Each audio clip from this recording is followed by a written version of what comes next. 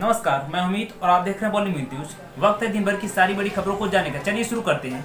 Auto चालक सहित 2 युवक की बेरहमी से की गई पिटाई, नशीली दवाओं से जुड़ा है मामला। जी हां, कोरोना के अलावा देश से और कई मामले सामने आ रहे हैं जो देश को और संकट में डाल रहे हैं। वहीं यूपी के कौशाम्बी में मंझनपुर कोतवाली इलाके के समुदा बाजार में स्थित एक मेडिकल स्टोर से नशीली दवा चुराने का मामला सामने आया है तथा जिसके आरोप में दुकानदार ने अपने साथियों के साथ मिलकर ऑटो चालक सहित 2 युवाओं को कमरे में बंद कर बेरहमी से पीट दिया।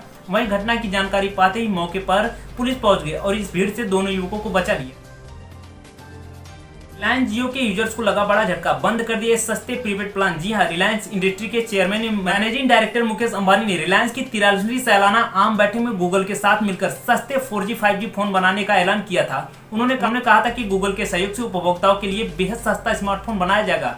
ऐसे में एक और जहां वे सस्ता स्मार्टफोन को लाने की योजना बना रहे हैं, दूसरी ओर रिलायंस जियो अपने 2 बेहतर सस्ते प्लान को बंद कर दिया है। जियो के 49 रुपए और 69 रुपए के 2 प्लान खास तौर पर जियो फोन यूजर्स के लिए लॉन्च किए गए थे, लेकिन अब कंपनी ने इन दोनों प्लान को बंद कर दिया है।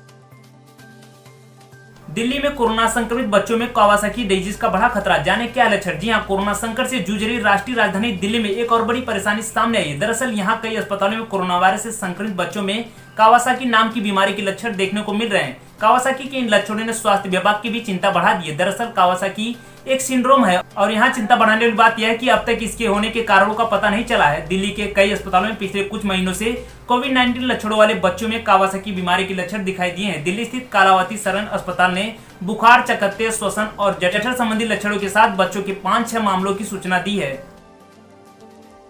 बिहार की नदियों में उफान जारी, बाढ़ से 30 प्रखंड प्रभावित, आपदा विभाग पूरी तरह से अलर्ट। जी हां, बिहार में नदियों का जलस्तर बढ़ने से कुल 30 प्रखंडों की 147 पंचायतें आंशिक रूप से प्रभावित हुई हैं। आपदा प्रबंधन विभाग पूरी तरह अलर्ट है और संपूर्ण स्थिति पर लगातार निगरानी रखी जा रही है। राज्य की कई नदियां खतरे के निशान से ऊपर बह रही हैं। बिहार जल संसाधन विभाग के अनुसार शनिवार को बागमती नदी सीतामढ़ी के कोटास तथा मुजफ्फरपुर के बेनीबाद और दरभंगा के हाया घाट के खतरे के निशान से ऊपर बह रही है। महानंदा पुड़िया के डेरा घाट में खतरे के निशान से ऊपर बह रही है। कोसी के जलस्तर में मामूली कमी देखी जा रही है। कोसी का जलस्तर बीरपुर बैराज के पास शनिवार को सुबह 6 बजे 1.49 लाख क्यूसेक था, जो 8 बजे घटकर 1.47 लाख क्यूसेक हो गया। गंडक नदी का जलस्तर वाल्मीकि नगर बैराज के पास सुबह 8 बजे 1.52 लाख क्यूसेक था।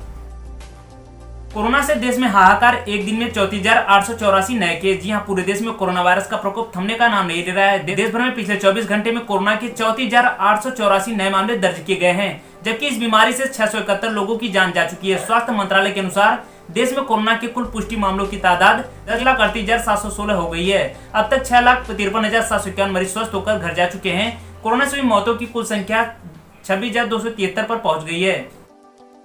कश्मीर में पिछले 24 घंटे में दूसरी बार हुआ हमला, मुठभेड़ में 3 आतंकी हुए ढेर। जी हां, देश में बीते कुछ दिनों से आतंकियों द्वारा कई हमले किए जा रहे हैं। हालांकि इस हमले में कई आतंकवादी मारे जा रहे हैं, परंतु इसके बाद भी इस पर विराम नहीं लगा रहे हैं। वहीं अभी इस समय जम्मू कश्मीर के शोपियां में शनिवार सुबह सुरक्षा बलों और आतंकियों के बीच मुठभेड़ हो गई। इसके चलते सुरक्षा बलों ने 3 आतंकियों को मार गिराया। वहीं कश्मीर घाटी में बीते 24 घंटे में यह दूसरी मुठभेड़ है। इस प्रकार बीते 24 घंटे में कश्मीर घाटी में 6 आतंकवादियों ढेर हो गए हैं।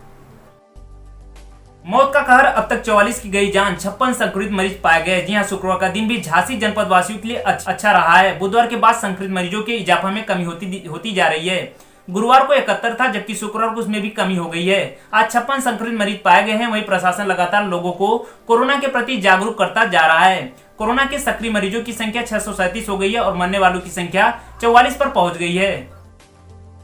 कोलकाता से देश के 6 शहरों में हवाई यातायात पर रोक 31 तक बढ़ी। जी हां, पश्चिम बंगाल की मुख्यमंत्री ममता बनर्जी के अनुरोध पर एयरपोर्ट अथॉरिटी ऑफ इंडिया ने कोलकाता से देश के 6 शहरों से उड़ान सेवा पर लगी रोक की अवधि 31 जुलाई तक बढ़ा दी है। ये सारे शहर वे हैं जहां कोरोना वायरस का संक्रमण सबसे ज्यादा है, यानी हॉटस्पॉट में शामिल है। एयरपोर्ट अथॉरिटी ऑफ इंडिया की कोलकाता प्रवक्ता प्रीति तिवारी ने हिंदुस्तान समाचार को बताया कि कोलकाता से देश की राजधानी नई दिल्ली समेत देश के 6 बड़े शहरों के लिए गत 6 जुलाई से विमान की उड़ान पर 19 जुलाई तक रोक लगाई गई थी। इसे अब बढ़ाकर 31 जुलाई कर दिया गया है। कोलकाता के दमदम स्थित नेताजी सुभाष चंद्र बोस इंटरनेशनल एयरपोर्ट ने शनिवार को इस बारे में ट्वीट कर जानकारी भी दी। अयोध्या को अरबों तोहफे, पीएम मोदी के हाथों होगा पूजन। सालों बाद आई ऐसी घड़ी। जी हां, 500 साल के लंबे इंतजार के बाद आखिरकार वह घड़ी आ गई है जब अयोध्या में राम मंदिर निर्माण का शिलान्यास किया जाएगा। अगस्त के पहले सप्ताह में प्रधानमंत्री नरेंद्र मोदी के आने को लेकर तैयारियां शुरू हो गई है। कार्यक्रम के दौरान प्रधानमंत्री नरेंद्र मोदी अयोध्या के लिए कई घोषणाएं भी करेंगे। मुख्यमंत्री योगी आदित्यनाथ ने भगवान राम की प्रस्तावित 251 मीटर ऊंची मूर्ति की स्थापना समेत पर्यटन व नगर विकास को लेकर संबंधित मंत्रालय से अनुमोदन के लिए प्रस्ताव मांगा है।